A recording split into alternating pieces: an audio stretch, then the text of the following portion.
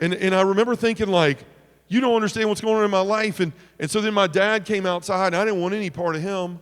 So I backed out of the car, and I said, what am I supposed to do? And she goes, call your sisters and let them know for me, please, which was the hardest thing I ever had to do in my life. And they got in the car, and they drove off. And I remember walking up to the porch on the house and kicking the porch and just looking up at the sky and saying, I hate you, God. I hate you. I hate you. Like, I don't understand this. Like, why would you take somebody like my mother? Like, here I am, this scumbag, lying, drug addict loser. Everything in my life is a lie. I'm a piece of garbage. And you're going to leave me here and take somebody who served you impeccably, who's loved you well and put everybody else before herself her whole life? And you're going to leave me here?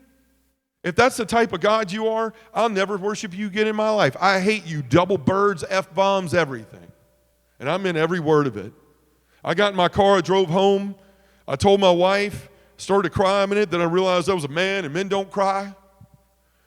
My whole world fell apart after that. I just was so angry, and the only time I would ever show it was in the shower. I'd turn on a Bluetooth speaker as loud as it'd go, and I'd punch the shower wall and scream and get it out for the day.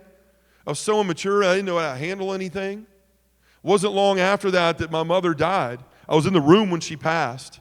One of the hardest things that I've ever done, and it wasn't very long after that. And I was so angry at God. I started just drinking heavily every night, started diving more into the cocaine. Wasn't long after that, Angela came to me and said, I'm pregnant again, which was surprising to me because we didn't spend a lot of time together.